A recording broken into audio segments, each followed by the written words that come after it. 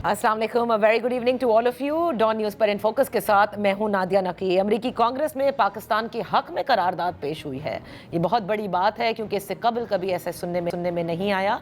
अलबत्ता कांग्रेस में अक्सर व बेशतर आपको याद होगा कि कहा जाता था कि पाकिस्तान के फलाने पैसे काट लेने चाहिए, पाकिस्तान को एड नहीं देनी चाहिए।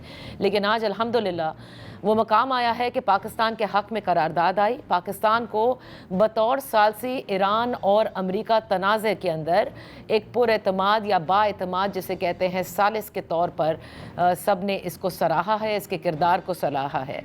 नॉट टू फॉरगेट कि सदर ट्रंप की जानिब से जो ऑपरेशन फ्रीडम है अपनाए हुरमुज़ में इसको बंद किया गया, और जब उनसे पूछा गया कि इसको बंद करने की वजह क्या है तो उन्होंने कहा कि पाकिस्तान की दरख्वास्त पर हम इसे बंद कर रहे हैं। ये बहुत बड़ी बात है। पाकिस्तान अमन का ख्वाहा है और मैं कहती हूँ कि इस सिफारती महाज पर जो इस वक्त पाकिस्तान की पोजीशन है वहाँ तक पहुँचने के लिए आज से 1 साल कबल अगर हम नज़र डालें उस मार्का हक पर जिसमें पाकिस्तान की भारत के ख़िलाफ़ चंद ही घंटों में जो बेफिटिंग रिस्पॉन्स था, उसके बाद पूरी दुनिया ने पाकिस्तान के इस किरदार को न सिर्फ सराहा बल्कि शशदर भी रह गए कि ये कैसे मुमकिन हो सकता है।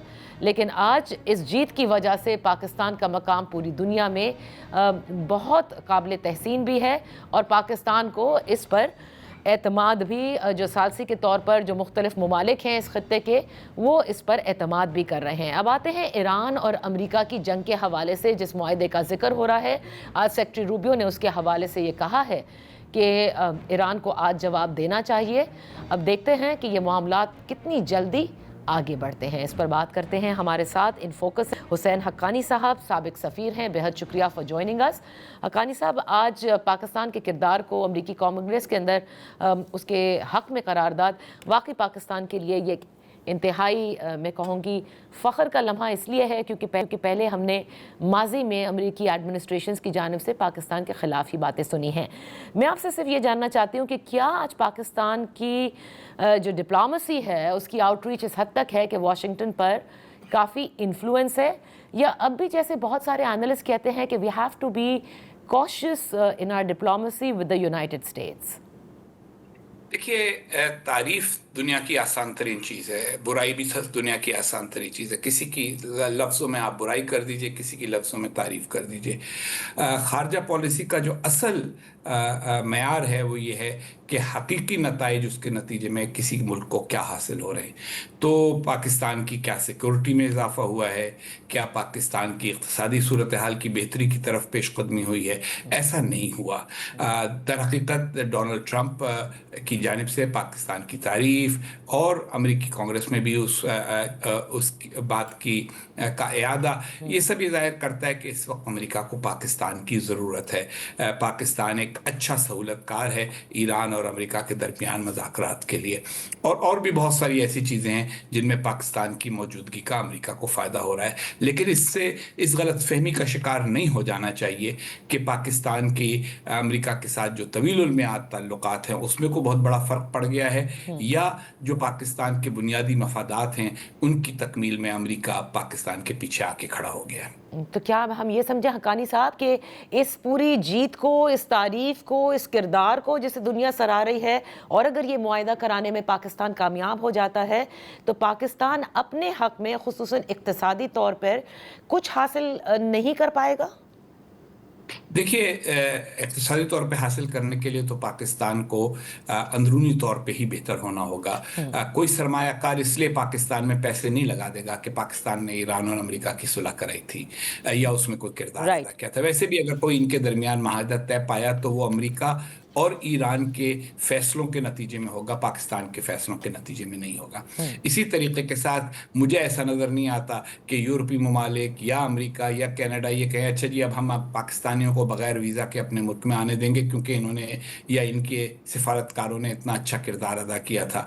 तो ऐसा नहीं होता। दुनिया में बहुत सारे ममालिक हैं जो दूसरे ममालिक के दरमियान सुलह में कोई किरदार अदा करते हैं, लेकिन उसके साथ साथ उन्हें और बहुत कुछ करना पड़ता है।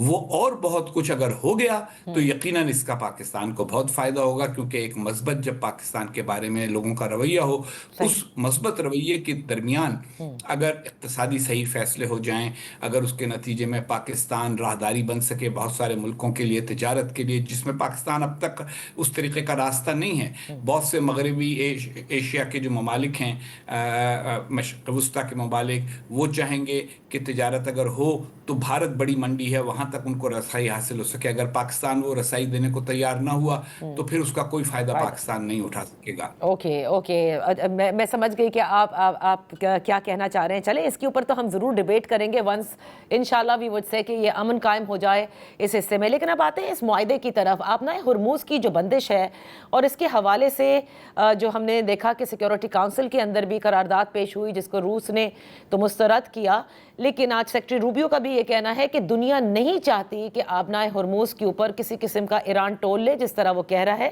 یا اس کی کنٹرول میں رہے. تو حقانی صاحب آپ سمجھتے ہیں کہ ان دا ٹاکس ناؤ یہ جو آبنائے ہرموز کی بندش ہے یہ جوہری جو ہتھیار ہیں، جو نیوکلیئر ایشو تھا، اس سے بھی زیادہ امپورٹنٹ اب ایک سبجیکٹ بن کر سامنے آیا ہے؟ زیادہ اہم تو نہیں، لیکن زیادہ ارجنٹ، اوکے. کیونکہ یہ ایک فوری مسئلہ پیدا ہو گیا ہے اور ایران نے اس کو لیوریج کے طور پہ استعمال کیا. ایران کی خواہش یہی ہوگی کہ وہ آبنائے ہرمز کو بنیادی مرکز بنائے بات چیت کا، اور اس کے ذریعے جو ایٹمی معاملات ہیں، نیوکلیئر معاملات ہیں، ان کے اوپر بات چیت کو معطل کرے، ذرا اس کو طول دے. یہ ایران کی خواہش ہوگی. امریکہ کی خواہش یہ ہوگی کہ دونوں معاملات بیک وقت طے ہوں، اور دیکھنا یہ ہے کہ امریکہ کی ترجیح دونوں میں سے کیا ہوتی ہے. اگر امریکہ کی ترجیح آبنائے ہرمز کا کھولنا ہوا تو پھر ایران کو کامیابی ایک قسم کی حاصل ہوگی کہ آبنائے ہرمز کے اوپر بات چیت پر ساری کی ساری توجہ ہو جائے گی، جو کہ اس جنگ سے پہلے ایک قضیہ یا مسئلہ تھا ہی نہیں. اور جس وجہ سے جنگ ہوئی، یعنی ایران کا جوہری پروگرام، تو اس کے اوپر بات چیت پھر آگے بڑھ جائے گی اور آگے کسی وقت اس پر بات چیت مزید ہونی ہوگی. اوکے. اگر اگریمنٹ ہو جاتی ہے اور یہ معاہدہ بھی ہو جاتا ہے اور دونوں کو اس سے پھر اس کے بعد کانفلکٹ بھی ختم ہو جاتی ہے، the shape of this area یعنی جو اس کا سٹرکچر ہے سیکیورٹی، وہ کس حد تک آپ تبدیل ہوتا دیکھ رہے ہیں؟ اور کیونکہ متحدہ عرب امارات کو ہم نے دیکھا کہ وہ افیکٹ بھی بہت ہوئے اس کانفلکٹ میں، کیونکہ اب بھی اگر آپ دیکھیں تو ایران بارہا کہتا ہے کہ اگر ثابت ہوا کہ یہ متحدہ عرب امارات کی جانب سے ہوا ہے تو ہم فوری طور پر ان پر حملہ کر دیں گے. اس قسم کی مستقل تھریٹس رہتے ہیں. اوپیک اور اوپیک پلس سے وہ نکل چکے ہیں. تو who is going to be taking that lead role in this region then?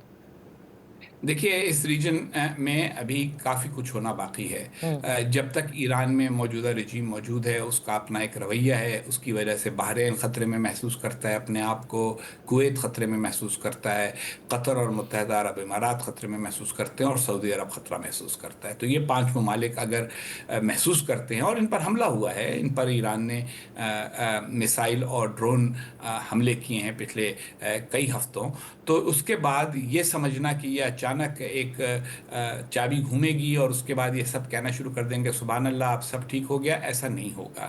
تو ابھی ان کے تنازعات چلیں گے اور پھر باہمی بھی بعض معاملات کے اوپر اختلافات ہوں گے. دوسری طرف امریکہ کے لیے بھی یہ بہت بڑا مخمصہ ہے. وہ اس خطے کو مکمل طور پہ چھوڑ دیتا ہے تو پھر وہ بین الاقوامی پاور یا بین الاقوامی سپر پاور ہونے کا دعویٰ نہیں کر سکے گا.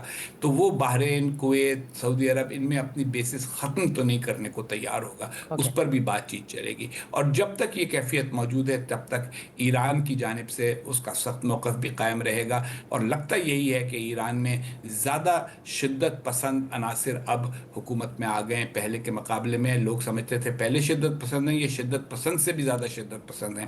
تو ان کی سوچ جو ہے اسرائیل کے حوالے سے، خلیج عرب کے حوالے سے، اپنے خطے کے حوالے سے، امریکہ کے حوالے سے، وہ اگر تبدیل نہیں ہوگی تو پھر کچھ عرصے کے بعد ہمیں دوبارہ محاذ آرائی کا سامنا کرنا پڑے گا. اچھا، ویسے بھی جو ایڈورسریز ہوتے ہیں وہ ایک دوسرے پر ضرور یہ الزامات لگاتے ہیں کہ پہلے سیز فائر کس نے توڑا ہے، اور یہ جو چھوٹی چھوٹی اسکرمشز ہم دیکھ رہے ہیں گزشتہ روز بھی ہوئی.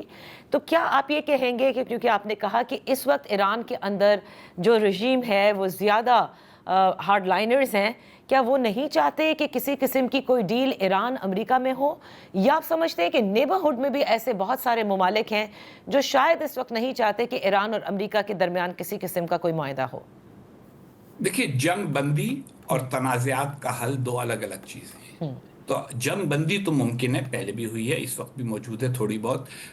وہ اس لیے ہوتی ہے کہ دو طاقتیں یہ سمجھتی ہیں کہ ہم اگر مزید لڑیں گے تو اس میں ہمارا نقصان ہوگا اور دونوں کا نقصان ہوگا۔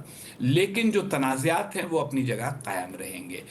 رہ گیا یہ معاملہ کہ کون چاہتا ہے کہ یہ جنگ جلد ختم نہ ہو، تو یہ بہت سارے اس میں عوامل ہیں۔ ایک طرف ایران کی اپنی قیادت میں ایسے لوگ ہیں جو سمجھتے ہیں کہ جب ایران کا پلہ بھاری ہے تو پھر ایران کیوں لڑائی بند کر دے۔ دوسری طرف عرب ممالک میں سے بھی بعض یہ چاہیں گے کہ ایک ہی بار ایران کی طاقت کو اس حد تک ختم کر دیا جائے کہ وہ ان کے لیے دوبارہ خطرہ نہ بنے۔ جب تک ایران کے پاس میسائل موجود ہیں، جب تک اس کے پاس ڈرون موجود ہیں، وہ ان تمام ممالک کو ڈراتا رہے گا، ان تمام ممالک کے اوپر حملے کرتا رہے گا۔ اس لیے بہتر ہے کہ یہ معاملہ ایک طرف طے ہو جائے۔ اور آخری بات یہ ہے کہ اسرائیل کی بھی خواہش یہ ہے کہ ایران کی طاقت اتنی ختم ہو جائے کہ ایران پھر اس خطے میں مزید اسرائیلی مفادات کے خلاف اقدامات کرنے بند کر دے۔ تو یہ سب کی خواہشات ایک معاہدے سے پوری نہیں ہو سکیں گی۔ اوکے، اب یہ بڑی انٹرسٹنگ بات آپ نے کہی ہے حقانی صاحب۔ میں یہاں پر ایک چھوٹی سی بریک لیتی ہوں، پھر یہیں سے ہم بات کریں گے اپنی گفتگو کا۔